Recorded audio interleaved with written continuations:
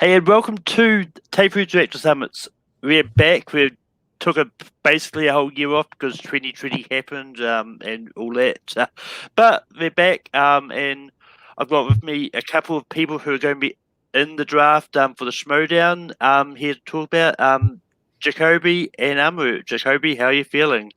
It's feeling great. This has been a whirlwind of like a few weeks, and it's just been crazy to kind of dive in and be a part of something so big and so massive. But I'm excited. It's made me incredibly happy, and I'm thrilled to be to even get this far.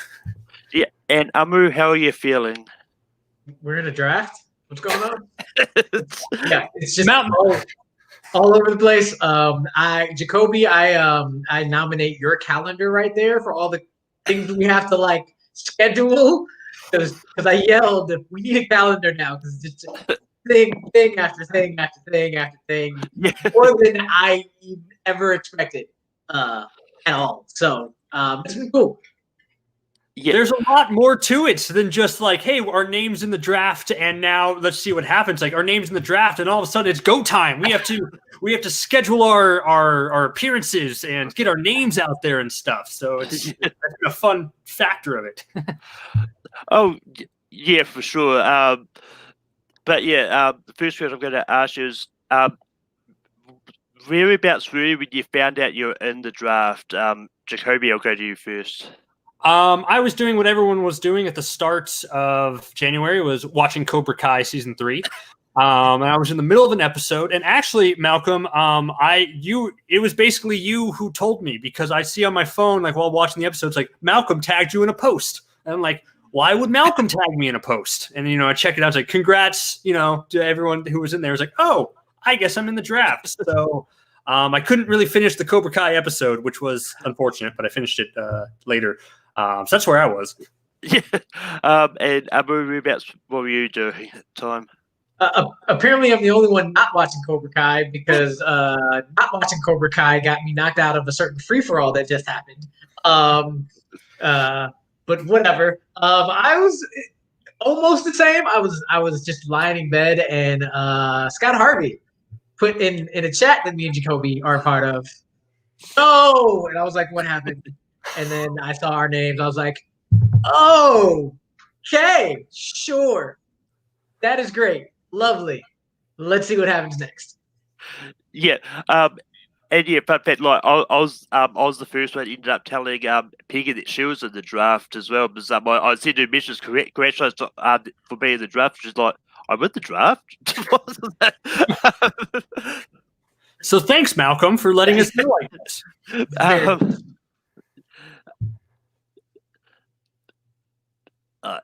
But anyway, like, how did you sort of get into sort of watching the Schmoedown? And I'll go to you first, Amaru. So I am a special education teacher, and there are times during the year, especially during testing, where special education teachers kind of have to sit and wait for things to happen. And I did this at my old job, so they can't fire me. I was watching Jeremy Jahns. I was into Jeremy Jahns on YouTube already. And I had heard of the Schmoedown, but I was like, even though I love movie trivia, I don't know if I'm gonna get into this. But then I saw he was in the five-way IG match he was in, and I was like, all right, I gotta watch this. And from there, it just went on. I have not stopped watching since. One thing led to another, led to another, led to the fan leaves, led me here. So, yeah. And Jacoby, how did you get into the Schmoedown? Well, it happened years ago. I was actually a big fan of William Bibiani. Before he was in the Schmoedown, I was actually a big fan of his movie critic reviews when he wrote for I believe Crave Online. It's like one of the websites I think he wrote for, and I was always a big fan of his words, of his reviews, of everything that he did. I was a big Bibiani fan of everything. I actually sent him I had to be in middle school or high school, I think, and I sent him like a letter, or not a letter, it's an email. We're living a technical age. Who writes letters anymore? I wrote him an email about just like how much I, appreciated his work, how much I, I liked him, and any advice for an inspiring movie critic, because back then I wanted to be a movie critic. And he wrote back this really lovely email, because I think he's just like the greatest guy. So, but from that moment on, big Bibbs fan. So then while on YouTube and stuff, I see pop up on my side like William Bibbiani versus Mark Andreyko on the Schmoedown, like their first match. I was like, oh, what's this? I kind of want to check this out. And then all of a sudden I was hooked from that moment on. Like it was one of those instances where, for a while I didn't watch it for the story because I didn't really know any of the story. I really fast forwarded and I switched to just like the matches because I didn't know any of these characters. I didn't know any of these feuds or factions and stuff. I just liked the movie trivia. But then as the Schmoedown did, back then, seasons like 3 and 4 and stuff, it kind of hooks you, right? Like you're kind of like, oh, I'm invested in this character in this rivalry. So and then from that moment on, it's been that way ever since. So thanks, Bibbs.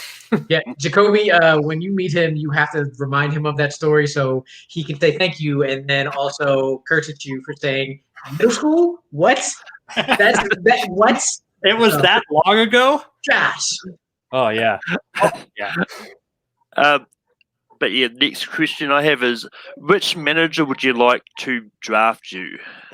Jacoby, I'll go to you first. As any draftee probably will say at this point, we're just like anyone. We'll take anybody, anybody who wants us, because we're all so hungry and determined to play in the Schmoedown that we will play and we'll play hard for absolutely anybody. If I had a personal preference, I would probably say Winston. Because I really liked what he did as a manager this year. Because at the beginning of the year, I wasn't, so I was like, okay, he's a manager. Let's see what he has to do. But then the way that he invests in his players and the way that he is just passionate about them and he'll fight for them. Like I think the moment with, like Ace, like everything for that Star Wars tournament, like the emotion behind Winston's, final like victory speech when he won the tournament is just sold me completely. Like I want to play for that man right there. And then Koi, because Koi is a lot of fun, and I think that would be a fun one to bounce off of. And any of the face factions. But hey, if you want me to be heel, I'll be a heel too. I'll do that. And Amaru, which manager would you like to draft you? Jacoby, thank you. You took the PT option out of my mouth, and then you also take everything I was going to say about Winston that everybody else is going to say. But really, truly, swag. Black man. Black man. And then Winston's just cool. We are the same person. So it is swag would definitely be my top choice. It's been my top choice. And Koi as well. Koi seems like a real cool dude. Seems like we would click. And also for if I was gonna go slightly not heel, Shannon rides for who she rides for. And I would not mind having Shannon in my corner at all whatsoever. So copy everything Jacoby said. That was PC, and then take that over to me, and then here's everything. But yeah, like I know your talents from you've been being the fan leagues and all that. But just so for everyone that aren't familiar with fan leagues, what qualities do you have that managers could utilize to benefit your faction? So I would say I am not as good of an overall player as that man right there. But I consider myself an overall player. The rankings are IG first, team second, singles third. So one is I can be an overall player. But I will, if I am not already a top tier IG player, if you've watched any tape, matches from the beginning of the year, areas that I have fell short on, you watch the next match, it's my strength. Or it's one of my strengths. So not only are you getting an overall player, not only are you getting a capable top IG player, but on top of that, you're getting somebody who I will have your back and your team's back. Being a rookie, and man, I'm going to be saying this a lot over the next 2 weeks, but being a rookie, I may not get matches because anybody can lose at any time.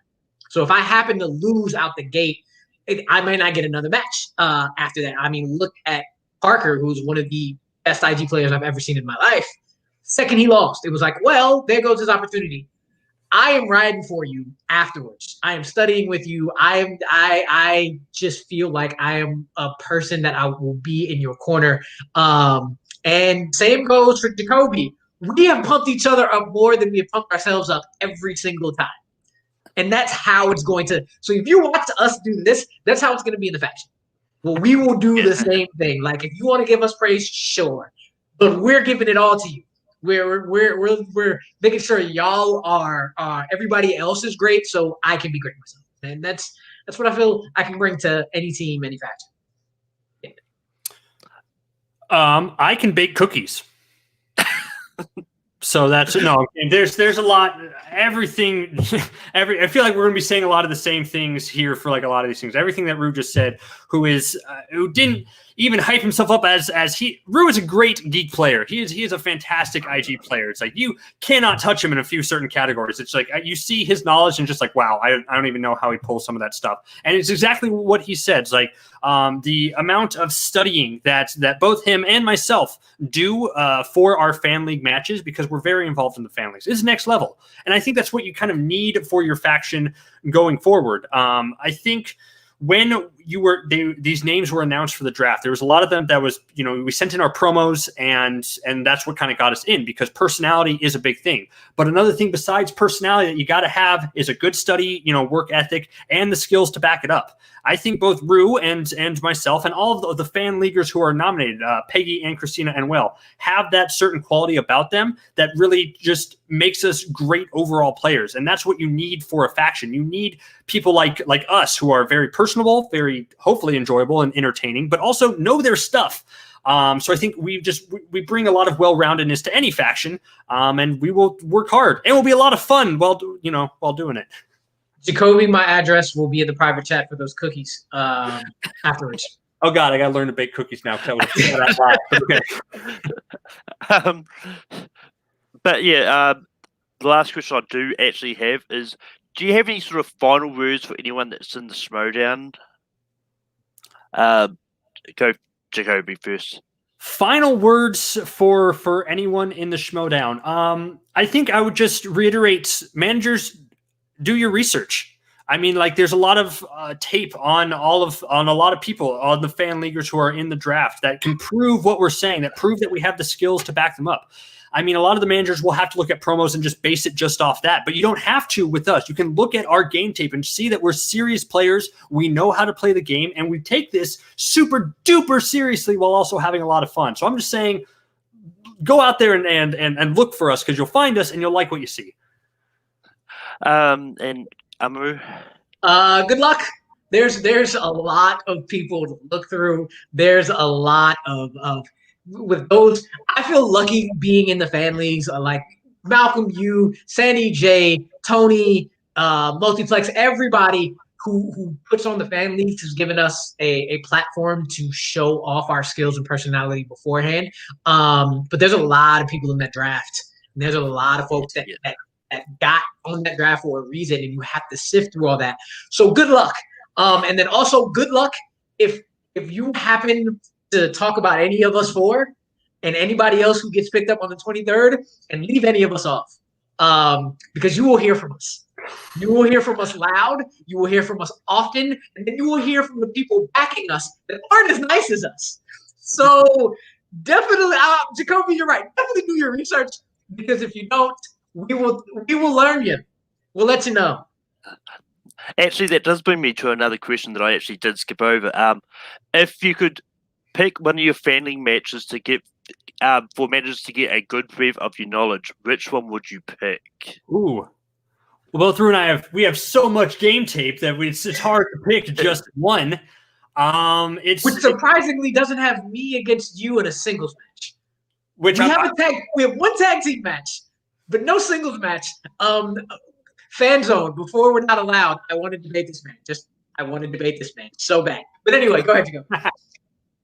I think there's a lot of different instances, like a few that come to mind. I think there's one of my matches with Ethan Beller, who is a beast at Titan, who was another just great trivia player all around. But what that match did is I spun Spinner's Choice. I took his strength that he put on the board. So I had the choice of anything on the board, and I took his strength because that's how hard that I studied for it, and I was ready to go. My match against Caleb Boatman in Fandom, I love that match. I didn't really play my best, but I had a come from behind victory because of certain circumstances. But my attitude that I kept up throughout the whole thing, I think, shows what happens. Even when I'm down, I'm still a lot of fun and I'm still out there. That one was epic. Yeah, so those are the first two that come to mind. Oh, Game of Factions, where on singles, where I played a bunch of people, and I came out on top there in both a regular movie and geek type of trivia match, and I came out on top on that one. So any of the ones that I win, watch those. Yeah. For me, I would say actually I'd probably send you to some of the ones that I don't win. Which means I'm playing one guy over and over again who keeps beating me, and he's my sweet rival because me and him just have played so much because we bounce off each other so well and push each other so well. Any match I have against David Garcia Alonso. I can't remember if it's Alonso Garcia Alonso, but me and David have gone at it again and again and again and again. And especially in our two FM Geek matches and one TMG Geek match, I don't pull out wins, but you see my knowledge, you see my growth, and you see what happens when you have an elite player going up against an elite player, how that pushes each other. Though if you do want to see a win, watch the I think it was a Fandom 5-way on Multiplex. I killed that one. So that one too. Yeah, and actually one personally I would send you to watch is Amaru versus Peggy, who's also in the draft, and that was a great match as well.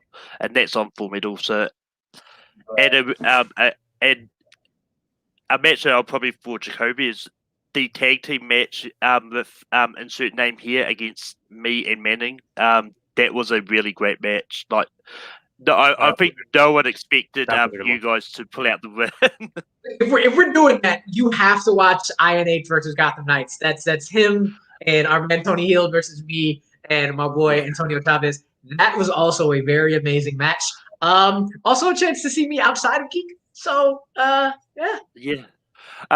We do have a question in the chat. Which competitor would you like to face off in your debut? I'll go first if you want to think. Unless you have one, because I would say which competitor do I want to face off? Sure, a lot of us want to cut our teeth, I guess, against like the upper level people, right? Because that's like that's the name of the game, right? You defeat a high level opponent and you move forward, right? Like that's kind of what you. So any of the big leaguers would be great, but also we're rookies. If we're lucky enough to be drafted, then we're going to have to make our name for ourselves. And I think I would really like to do what like Paul Oyama and Brandon Meyer did, like, when they played, it's like they're two rookies going at each other and then they continue forward. So I think the way to go would be to face unknowns, because I think that's what's really exciting when two unknowns face off against each other, and then you can see who rises and who, and who falls. And I think both Rue and myself would rise in that occasion if we're up against any of the other rookies that are on this list. And see what goes from there. So I would like to face someone who is an unknown, who is not established, to work my way up to get to the higher ups, who I know we could beat just as much.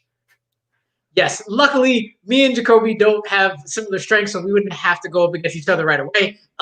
He is mostly singles, I am mostly IG. Though again, we're both all around, so that can happen.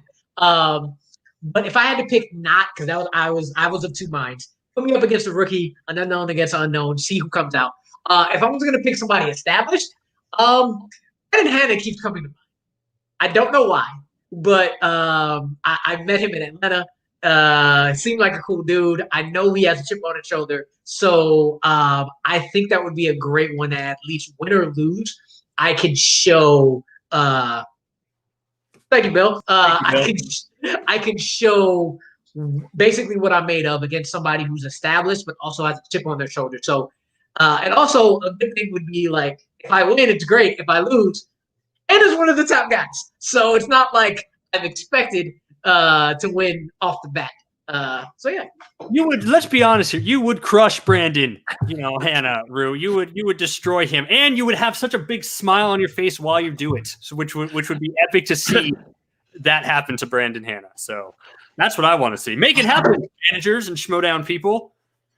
But that's kind of all the questions I have there, but that's not all we have for the show, because the Schmoedown Awards are coming up this Friday at 4 p.m. PST, I think is the time that they said. So might as well break down the awards because we haven't had a chance to do that yet. And all that. So the first award that I have at the top here is Player of the Year, and the nominees we have is Jeff Snyder, we've got Adam Collins, we've got Dan Mill, we've got Chance Allison, and we've got Andres Kabir. Who do you have winning this? And I'll go to Jacoby first. For Player of the Year, looking at the nominations, I don't even have to look at the nominations. Player of the Year, Adam Collins, because for what he did to just swoop in as a rookie, as an unknown, and just completely dominate is the definition of Player of the Year. You know, someone who can just come in and wreck shop, destroy everything in his path, and do so super knowledgeably. I love the way Adam plays. And I know a lot of people kind of, I really dislike that that movement around him. Just like, well, he's not very interesting, or he's not very, he's not very entertaining to watch. His knowledge makes him entertaining to watch. The way that he just answers question after question after question is fascinating. So, Player of the Year in my book is Adam Collins. Amaru, who do you have for overall Player of the Year? Adam should win. But a sneaky one that I think deserves it as well, because of where he was able to go in so many different places is Chance. Came out of the IG tournament, grabbed the belts, then went back and tried to defend for the belts, and was always in singles. He's everywhere. And he was in title matches almost everywhere. So I think Chance is a good sneaky win for Player of the Year. I really didn't even consider that, because unfortunately I kind of thought of it the same. It's like, since some of the times he fell short, I didn't really count that as a victory. But the fact that he is able to get so far in so many leagues and do so well, I do think maybe as a better overall player. That is tough. That is a good option. I would say for me, it's between those two. Yeah, for overall Player of the Year, this is tough. I mean, I'm probably going to lean towards Chance for this one, just because he has done really well in both singles IG teams. Like, he steamrolled through the IG tournament, and he took out Robert Parker, who no one thought that would ever happen. So I'm probably going to lean on Chance for this one. But for me, it's between Adam and Chance, and maybe Jeff Snyder can sneak in there as well. But then we go on to Singles Player of the Year, and the nominees we have: Adam Collins, we've got Dan Merle, we've got Jeff Snyder, we've got Liz Shannon Miller, we've got Ethan Irwin. Amaru, I'll go to you first. Who do you have for Singles Player of the Year? For all the reasons Jacoby said, this is Adams, hands down. This was the one that I saw. I was like, this. I don't even need to look at anything else. It's Adams, 6-0, champion, beat Merle in a sudden death. Sudden death. So it's Adams. Yeah.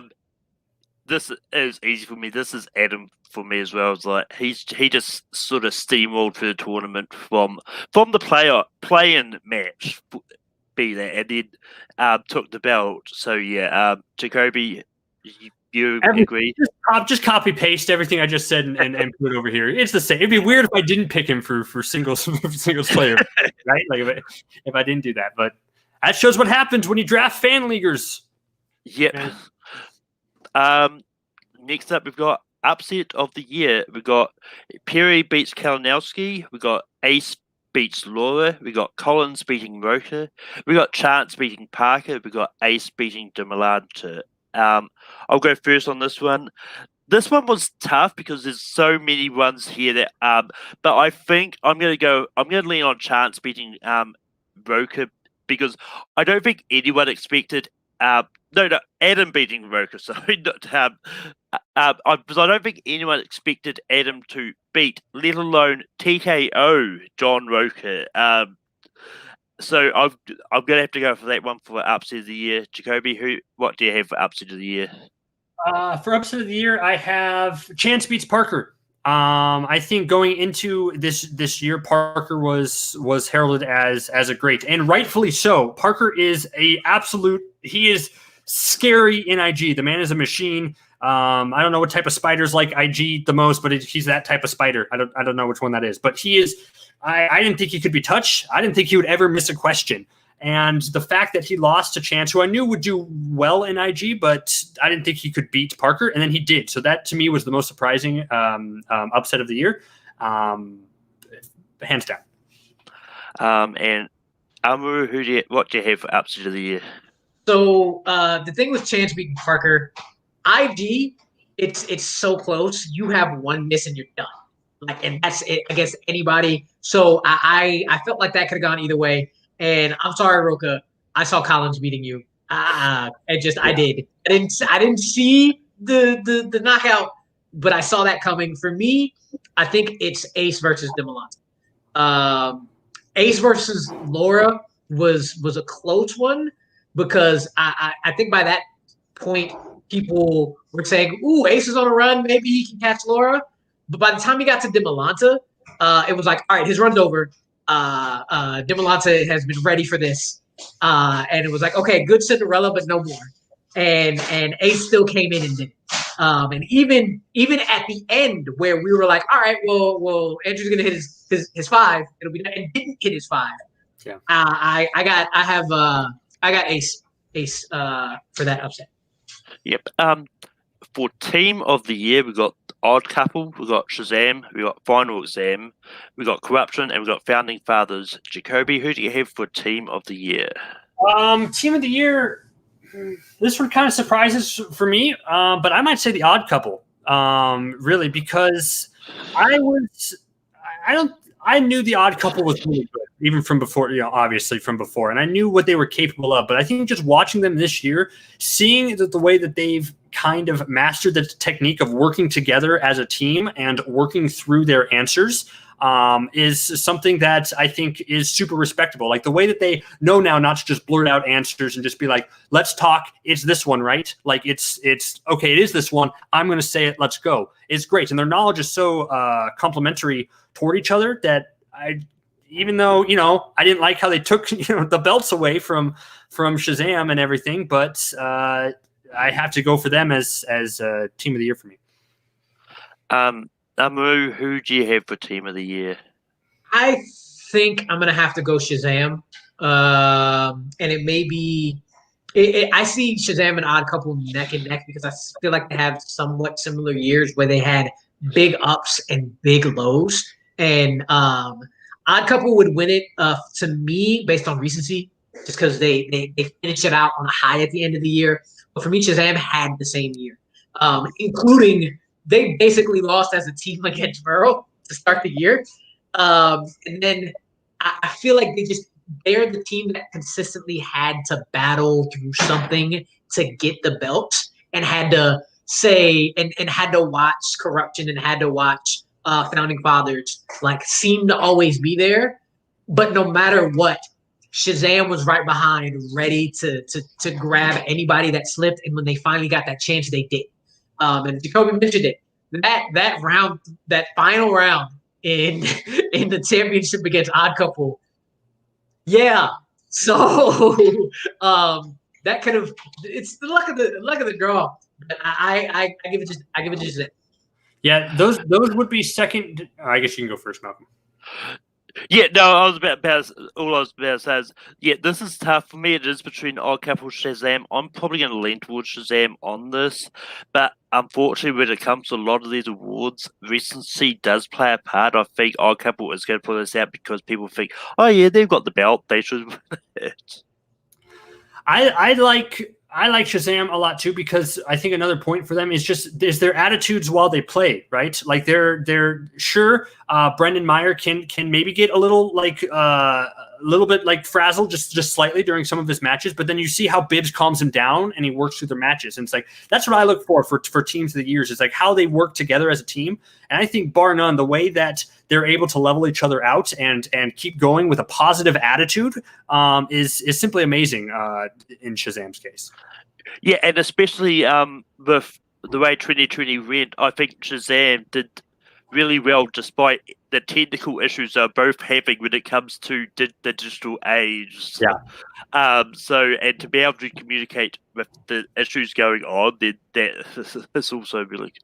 But next up, we've got Rookie of the Year, and we've got Adam Collins, we've got Barbarian, we've got Ben Goddard, we've got Marisol McKee, and we've got Kevin Smith. Amaru, who do you have for Rookie of the Year? Copy, paste. Yeah, I think there's no way like anyone else is there. I mean, if Robert Parker was in this, then it could be interesting. But I mean, I think Adam Collins got Rookie of the Year in the bag. I mean, this is one that I like. Kevin Smith. I don't know if he necessarily should have been here over Robert, but that being said, he's there.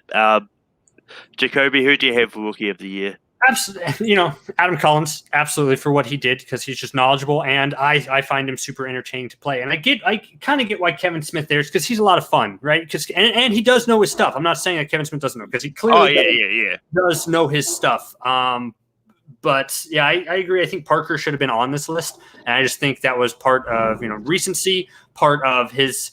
It's hard when you're a heel and you have to be a heel and say that you're going to dominate and you don't dominate, because then that comes across as like you didn't do your job, and then you kind of people forget about it. But he had a bad break. Parker did early in the season that kind of took him out of it, which I guess made him be left off this list. But doesn't matter, because Adam Collins would have walked away with it no matter what.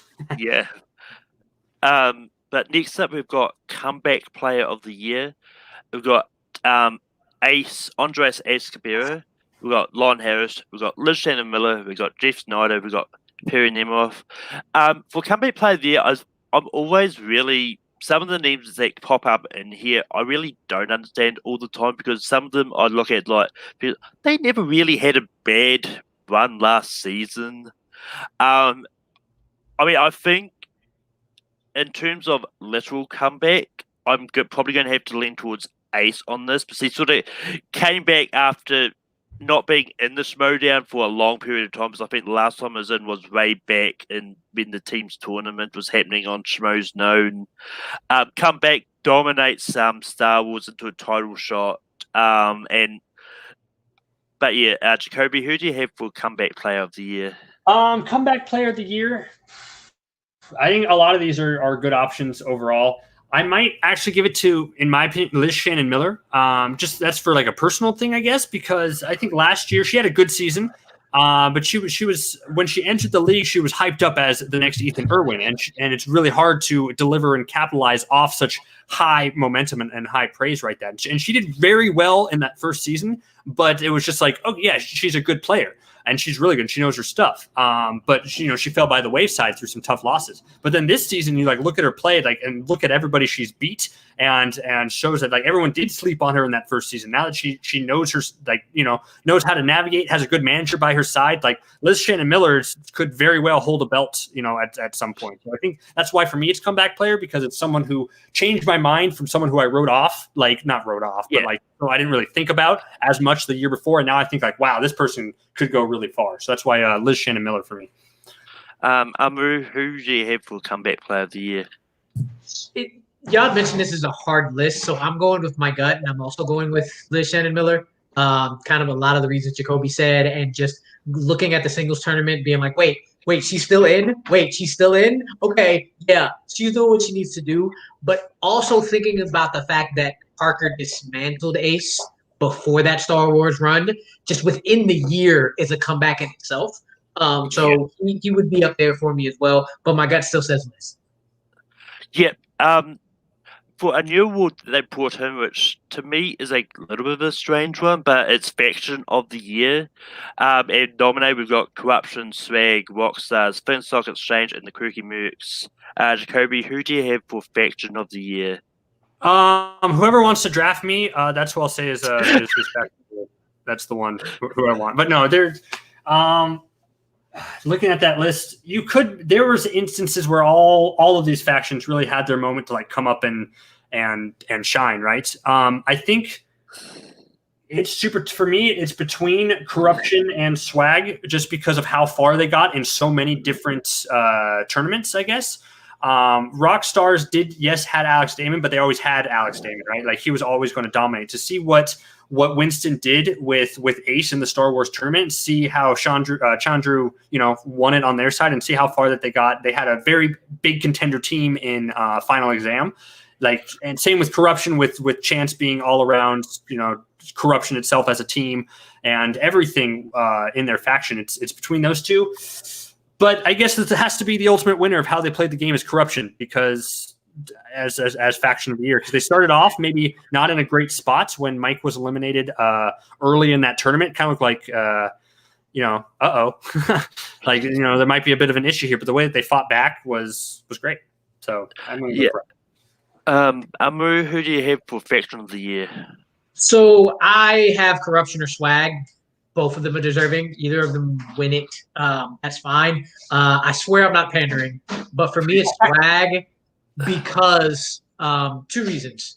I don't think anybody was looking at Swag at the very beginning of the year to be a contender for as long as they were able to be a contender, and that's the second reason. Basically, from beginning to end, the entire year, except maybe the very, very first week of matches where one match took you from last to first, they were 1, 2, or 3. 1, 2, or 3, and then basically a match away from winning the whole thing. Where nobody had them as their locks number 1. Where Corruption had that established. Corruption's going to be in it. Corruption's going to be in it. Corruption's going to be in it. So coming from bottom to top is a definite argument for Corruption, as well as winning it, of course. But I think that the coming from nowhere, quote unquote, nowhere, and consistency would be the reason I have Swag. What do you? Yeah, this is one that, once again, I think recency bias might come in here, and Corruption will take this award away because they did win the whole thing. And I think that's a lot of people going to think faction of the year. Right, that must mean whoever won the whole thing. I don't think. I think I'm going to go Swag as well. I think what Winston did with his players, and managed to keep the fight going, just to keep Corruption on their toes, really worked. I think that's why I think they should win faction of the year. But yeah, next up we've got. Well, it's just one kind of thing. I don't know if this bleeds into faction of the year or manager of the year sort of thing. But it's like I like how for another reason why Corruption does is like early on they were smart enough to pick up Adam Collins. Like they realized the potential that this had. Same with Marisol. They knew the potential that she had, even though they were kind of unknown fan leaguers. Instead of attaching their stars to established players, they took chances on rookies, and that paid off big time for them. And so I think being able to to do your research and realize like, hey, these two are going to be really, really good together. And the way that they did go kind of far, obviously they didn't, the win deception their team did, but the fact that they were able to see and take those rookies early on, I thought was a good point in the middle of the season, which led to was another factor of why I think Corruption is faction of the year. Yeah. Yeah. And I think, with Adam Collins, I know he said in a few interviews that he actually sent a message to Shannon early on the year going, "You should draft me," and then his name get announced for free agency later in the year. It's like, but yeah. Next up, we've got feud of the year. We've got Roxy versus Shannon. We've got Shannon versus Winston. We've got Dagnino versus Bateman. Founding Fathers versus Corruption, and Chandru versus Kevin Smets. Amaru, who do you have for feud of the year? Okay, so when it comes to the other side of the show, when it comes to the characters and the storylines, I gravitate to the ones that I feel like would happen in real life. This is what it would look like. This is what it would sound like. This seems real. And the realest one out of all of these to me that was also just entertaining. Entertaining is Shannon and Winston.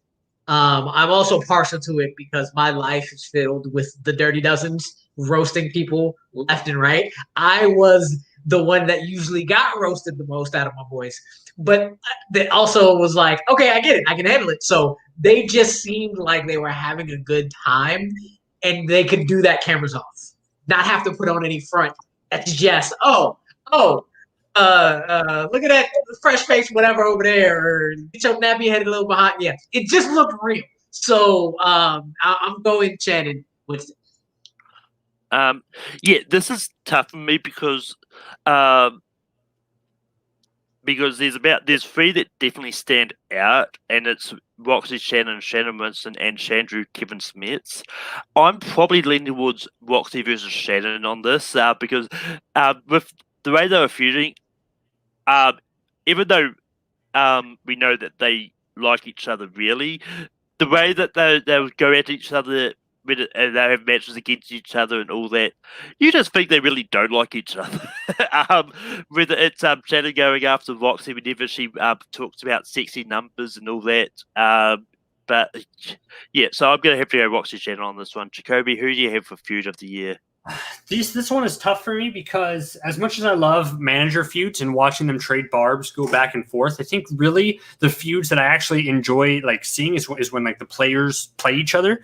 Like, because then like there's such a great investment behind that. So even though like Founding Fathers versus Corruption may not have had as many great barbs, thrown at each other, and it didn't get like as vicious as as some of these other manager v manager fights.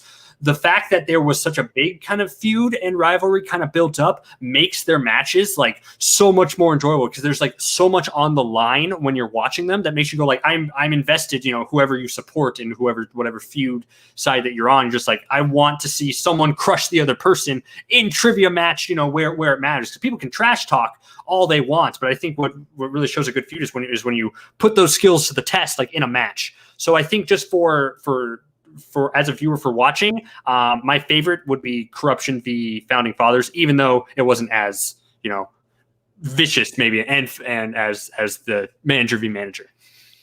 But yeah, next up we've got Manager of the Year, and nominated we've got Shannon Barney, we've got Winston Marshall, we've got Roxy Stride, we've got Tom Dignito and Corey Jandrew. Tom Dignito's won this so many times. I don't think he's winning it this time. This is tough because I'm kind of leaning towards Shannon, between Shannon and Winston again. I think I'm going to go with Shannon on this. Just managing all her players and making sure that they're all prepared for their matches and getting them to win to the point where they win the Factory Championship.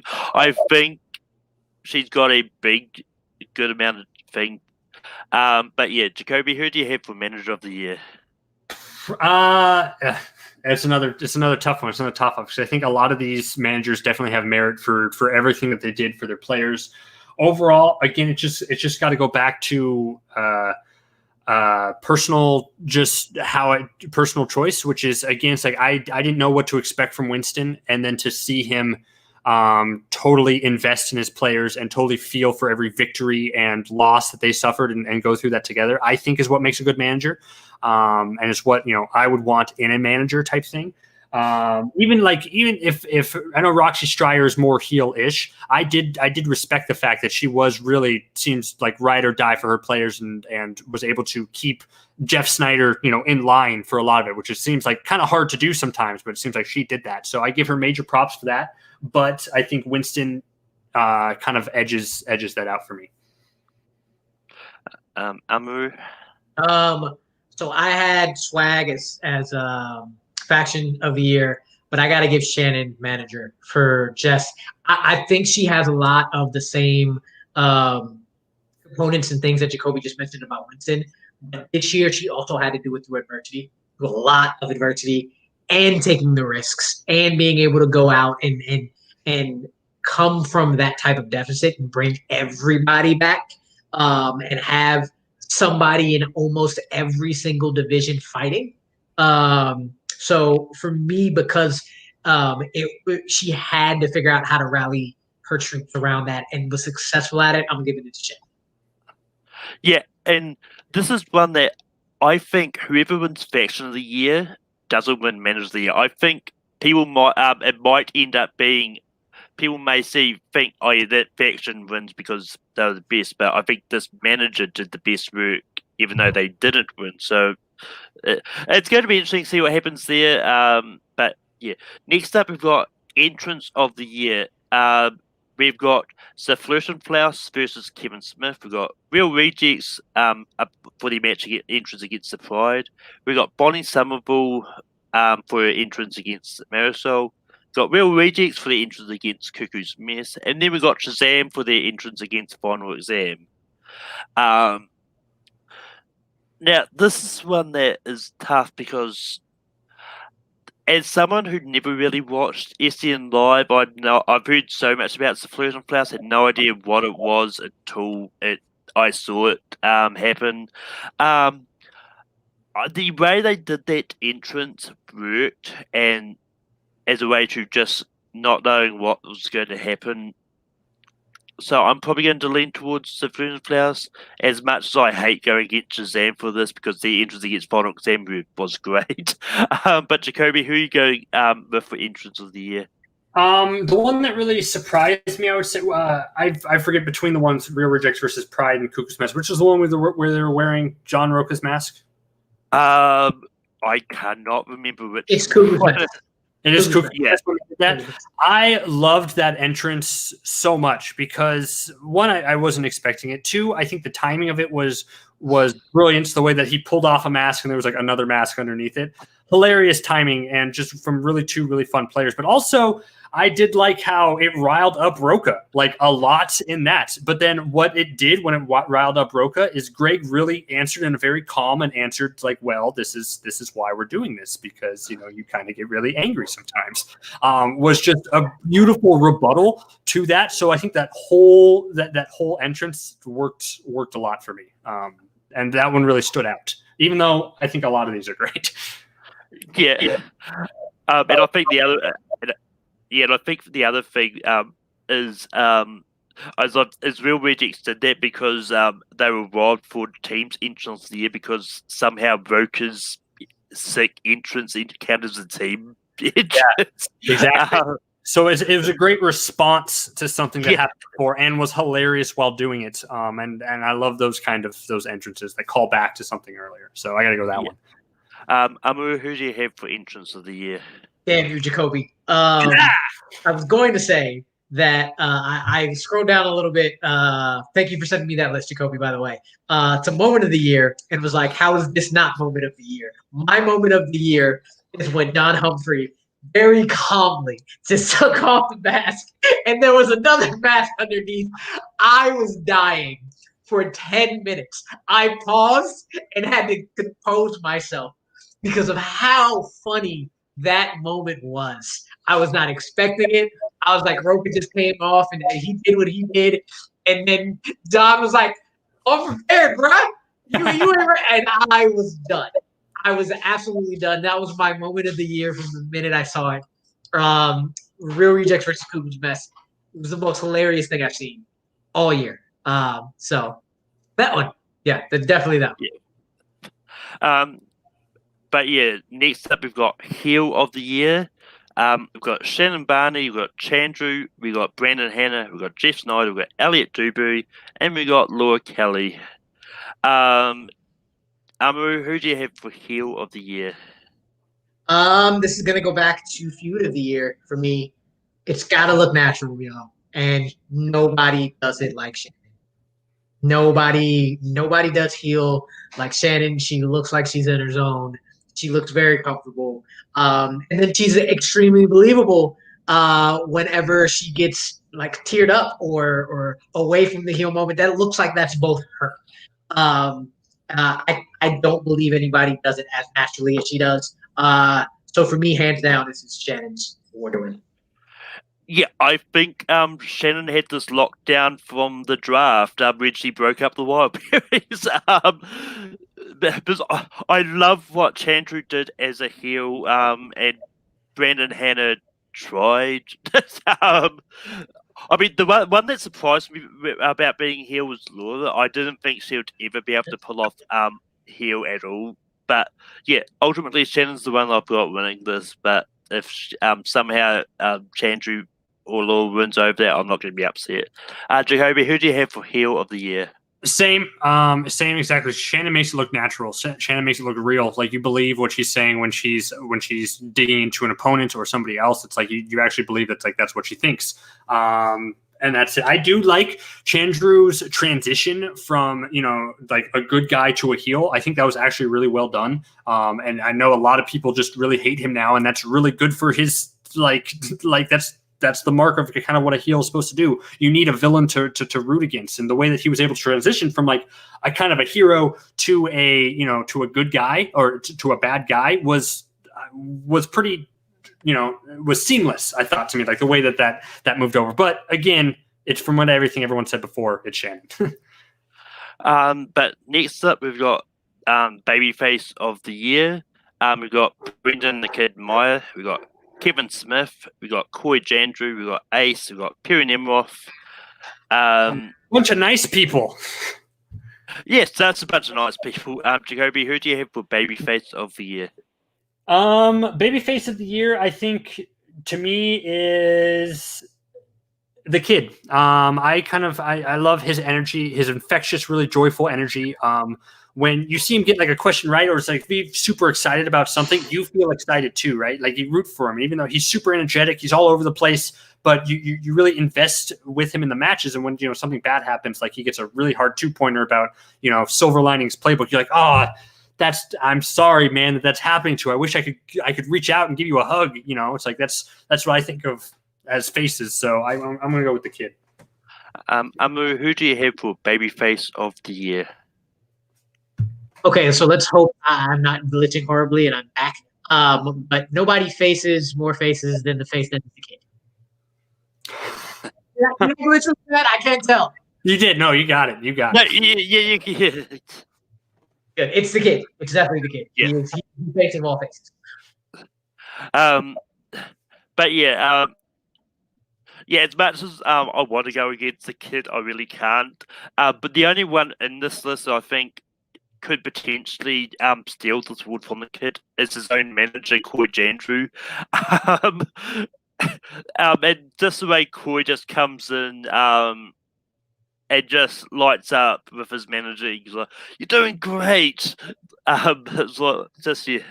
He's great. Like, positivity that Coy just brings to it. It's just like to everything that he does, and the way that he's able to talk really fast but get his point across, but also be very positive while doing it is just great factors to have. And they're a great face faction overall. They're a faction that you root for. It's because you have such great face players in it, plus a great face manager. They're all faces, all a bunch of faces over there. Also, I love the death. He just seems like a cool person to just hang around. Period. Which one? Coy. Coy just seems like a good person to hang around. Period. Yeah, you want to talk to him about movies. Like it's just like you'd love to have a conversation with him about that. Yeah, and this is one that I only just realised until this moment. It's the Crookie Mercs Award to lose. Ace is the only one that's not from the Crookie Mercs that's nominated in this award. Oh. Everyone else is the Crookie Mercs. But they are a face faction. Clearly. But next up, we've got Moment of the Year. And we've got the Merle and Collins post-match interview. Shannon drafts Dewberry. Merle disbelief says I won when beating Bateman after a 6-point comeback. Bibbs and Andrago have a touching moment in Spectacular. And Kevin Smith gives Chris Jericho Kevin Smith movies on opponent's choice. This is, for me, I'm probably going to have to go with the Merle Collins post-match interview when Roku and Tom interrupt that. I would have gone to interrupt Dewberry had this been really early on in the year, but once again, a lot of people don't will go for what they remember recently, and I think that one was one moment that no one saw coming, and they wanted something big to close out Spectacular. So yeah, Jacoby, what do you have for Moment of the Year? My favorite moments are the ones where kind of the game kind of dissolves away and you really see like the respect that people have for one another. So I think after that really intense match between between Shazam and Odd Couple, like the Bibbs and Draco, their touching moment in their post spectacular interview, I thought was really nice, because those are my favorite types of moments. It's the same as Kalinowski, hugging Rachel after their match, and when you see the true emotion behind it of people who respect one another and putting on great games from both sides are my favorite. So seeing them talk about each other and everything was like really hit me emotionally. So I'm gonna go with that one. And Amaru, what do you have for moment of the year? I'm going to write in Real Rejects. Thinking if it wasn't that, I was Jacoby on Bibbs and Draco. Bibbs and Draco's first match might be could be nominated for moment of the entire history of the show, and to be able to all come back to that, I think was a great moment, because it also ended the season 2 somewhat. So I'm going with that as well. Next up, we've got heel team of the year. We've got Corruption, we got The Pride, we got Deception, we got The Odd Couple, and got Category 9, which I think is Brandon, Hannah, and Jada. Jacoby, who do you have for heel team of the year?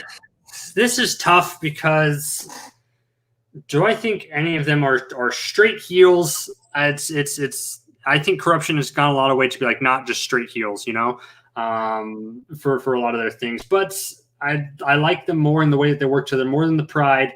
Deception, they're just so knowledgeable that I didn't really see them as a heel team. It's just them being themselves and coming across with some minor barbs there. Category 9, Brandon Hannah is a thing as well. God, I guess I'll go with Corruption, just because they're such good, entertaining personalities, and just the way that they're different types of heel. Both Mike and Chance are two different types of heels. Mike's the very loud one. Chance is the very more just in your face, like I'm coming for you type thing. Is a great back and forth. So I'm going to go Corruption. Amaru, who do you have for heel team of the year? For the same reason, because they have two different types of heel personalities, but I kind of gravitate to their heel more, especially Draco's. I'm going Odd Couple. I think Draco is low-key one of the best heels ever, because it's just a subtle, I'm gonna smile in your face and then stab you in your front, because I'm not gonna stab you in the back. I'm gonna stab you while I'm smiling at you, and it's beautiful. So I'm going Odd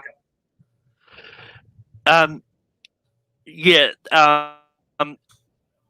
this is one because a lot of these teams, to me, both ones are not true heels. Only one of these teams had to tell us that they were heels. But I love you, Rachel, but yeah. But I'm going to have to go with Corruption for this one. To me, it is between Corruption and Odd Couple. And whichever way it goes, I'm not going to be upset with, but I'm leaning towards Corruption on this. But yeah. Next up, we've got Babyface Team of the Year. We got Shazam. We got Final Exam. We've got Reaching Power. We've got The Real Rejects, and we've got Founding Fathers. Amu, who do you have for Babyface Team of the Year? This one is really hard. This one's harder than I expected. And I'm gonna go with my gut here. Sometimes my gut picks something out of left field, but seems right. I'm going Witching Power. I think the two of them, and just watching them when they lose, when they had that really great comeback and they were going against, you just wanted to root for them naturally. And then you kind of forget they're around, and then they come back, they're like, oh, wait, ooh, come on, do this. So I'm going Witching Power. I really like them. So I think the two of them together make a very surprising babyface team. Surprising because you forget, not surprising that they're baby. Yeah, this for me. I'm going Shazam. Shazam is a great team, as we were talking about earlier. Not much more else I can say in here. Just that they're a great babyface. And I'd not like to see them ever go heel, or they could be really interesting. Jacoby, what do you have babyface team of the year? Founding Fathers is a babyface team? What? Okay. But I have to go with the team that likes to send soap to people because that's just a nice thing to do. Shazam is, but I do like what you say about witching power. Rue, I think that was a very good point that I didn't really think of. But it's like when you see them, you just want them to win, right? You root for them because I think they're both very knowledgeable people. And Final Exam I thought was good. Just the transition from Paul Oyama last year to this year was really nice. Like less of a heel, more of a face. So I thought that was fun. But overall, it's got to be for me Shazam. Yeah. For new team of the year, we got Final Exam, we got Deep 13, we got The Pride, we got Witching Power, and we got Deception. For new team of the year, I'm probably going to lean towards Final Exam for this one, just because they did really well in the mini tournament that they did leading up to the belts. But yeah, Jacoby, who do you have for new team of the year? I really liked the pairing of Lon and Paul. I think that was a very smart pairing, and just the way they played each other was great. But I think I got to give it to Deception. Just two rookies, two family players who, like, when they got together, they showed like their knowledge and the way that they work so well already as a team. Like in their round twos, when they're just like, "This is the answer. Do you agree that this is the answer? Let's go forward." Like that's like a chemistry that you don't really get right away from a lot of teams. So the way that they were able to do that right off the bat was very impressive. So I'm going to say Deception. Amaru, who do you have for new team of the year? I can't take my eyes off of Lon as delinquent. He's just funny, man. He's just funny, and then continues to show how good of a player he is. And Paul is Paul. Paul is a beast. And I think that they cover all aspects of the Schmoedown very well. And I love watching him. So I got Final Exam too. It's so like Lon doesn't get enough credit for just staying in character and still answering questions as well as he does. Like that is just nobody else in the league does that better than him. I think. But no, the one time he lost it when he forgot a question got asked. What was that answer that he like kept coming back to? It was like, oh, that's to me. I didn't realize it was to me. That also was hilarious. It's so he knows he's so funny and he's great. I think like it was Mulan or something, and then he came back. This time it is Mulan. Yeah, it was Mulan. But we've only left match of the year is the next one we're talking about. For match we've got Mill versus Collins, Mill versus Bateman, Odd Couple versus Final Exam, Dimalanta versus Scrimshaw, Dimalanta versus Kabir Ace, Corruption versus Founding Fathers, Mill versus Bibbs versus The Kid, Mill versus Bateman 2, Odd Couple versus Zam, and Smith versus Jericho. Jacoby, who do you have for match? What do you have for match of the year? So it's either Murrow v. Collins, but I know that's recent. But just seeing that final match of the year go to sudden death against someone who is the GOAT versus the hottest new rookie is just everything you want in a match. Like that's a match that could easily not live up to expectations if something happens, but it was close for that like the entire time, and then to go into sudden death was incredible. But something in like as Rue, as you said, like like trust your gut type thing. I'm not a big Star Wars fan. Well, I am a Star Wars fan, but Star Wars matches, because I don't know the level of that a lot of these people do. But the match between Ace and Dimalanta is just someone. It's like I don't even know these Star Wars matches well, but that had me on the edge of my seat the entire time. So that's like a dark horse for me. But it's really hard not to go against Murrow v. Collins. So I think I'm going to go that one. Amaru, what do you have for match of the year? I have almost exactly the same reasoning where my ultimate pick is going to be Murrow Collins. But I also had I had the other Star Wars match as my dark horse.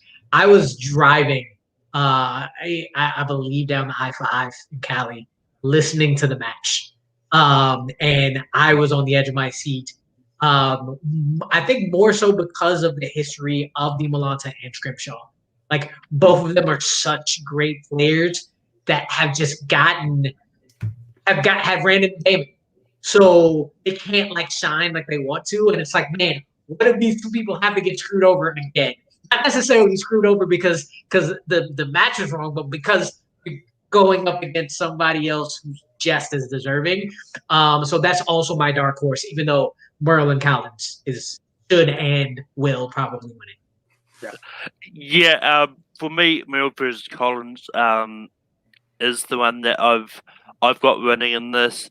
I mean, I wouldn't be too upset with any of the damn Merrill matches winning in match of the year. To be honest, they're all really good, but I think Merrill v Collins is the one that should win this. And yeah.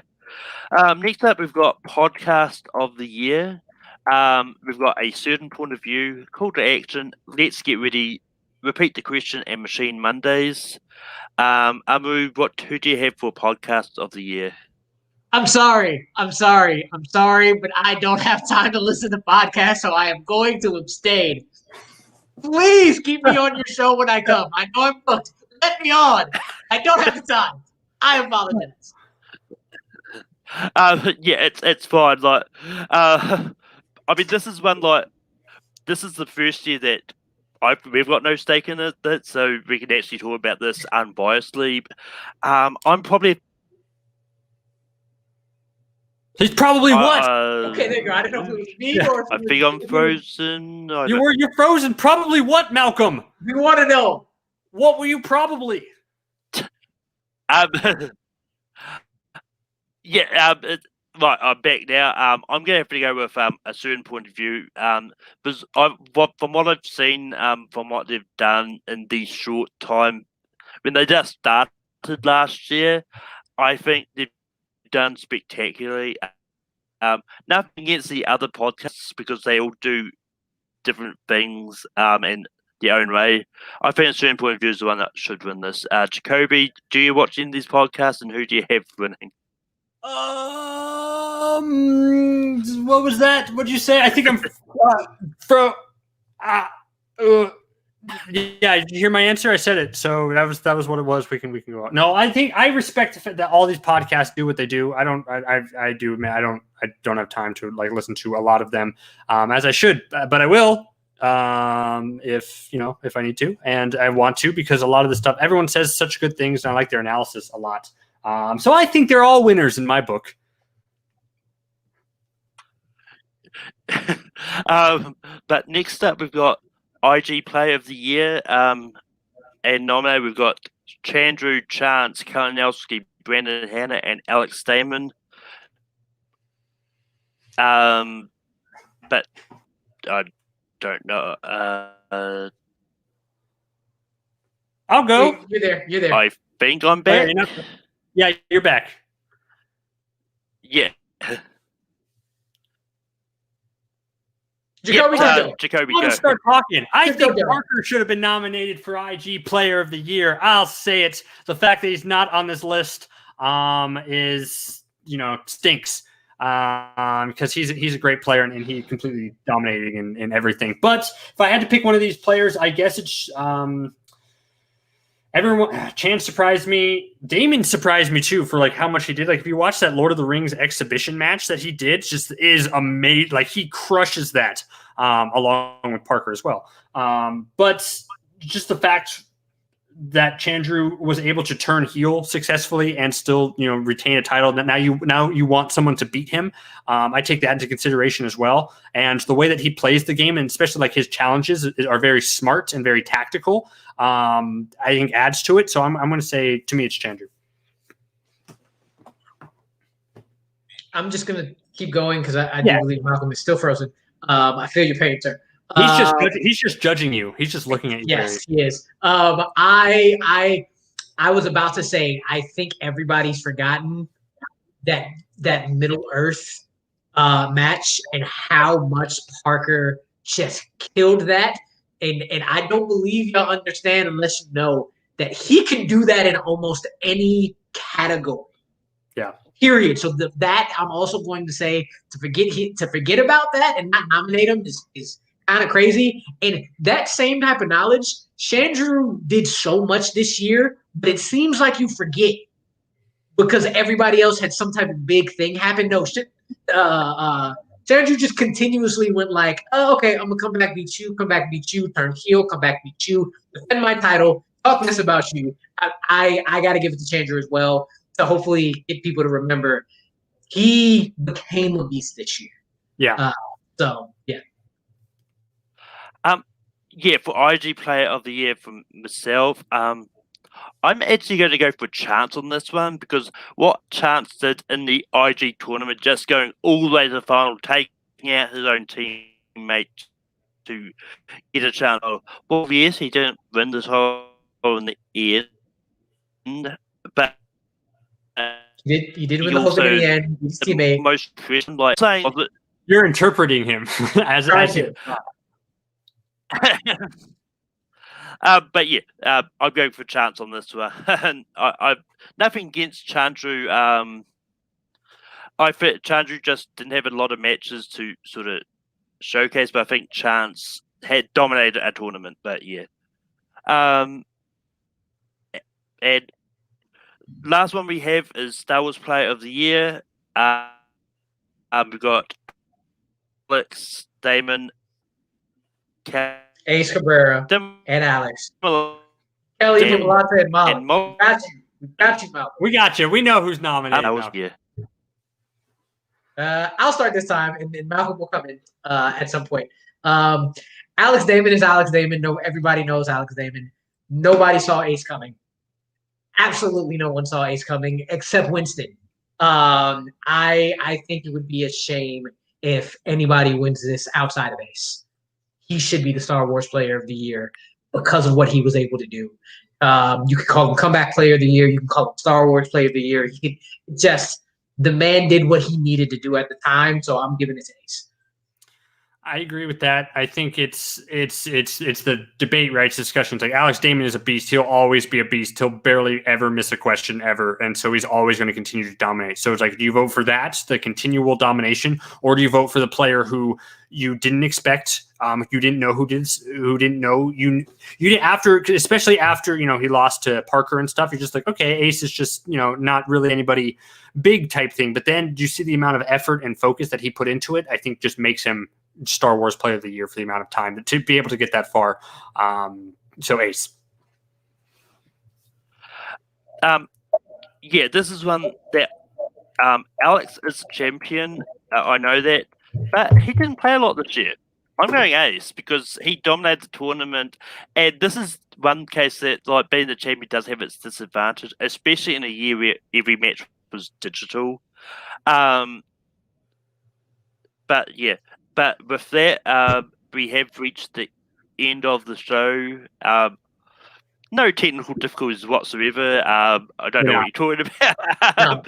But Abu, do you have anything you want to plug? Himself. I'll plug him. Draft that man. He is great. If you want someone who will be an absolute beast in IG and have a lot of fun while doing it and do it with a smile and just surprise you with his knowledge and all that stuff, who is a Hufflepuff, that I mind you, I plug him. This man is great. Thank you. Also, if I am not too tired, One Gotta Stay is hopefully coming back on Monday. If it's not coming back on Monday, it's coming back on the next Monday. Check me out on Yuri Reviews, URI-RU Views, 2 words. Look up One Gotta Stay. Look up my channel or look at my Twitter or my IG. You'll find out what that is. Yeah. My turn. This man right here is 7'6" of ridiculousness. He is better at everything than everybody. Period. He is funnier. He is more knowledgeable. I might be able to beat him on IG, but I'd be scared to play him just because he can come back from like a 6-point deficit in a fandom match and just know what to do. Please do not forget to put him on your freshman list or you will hear about it.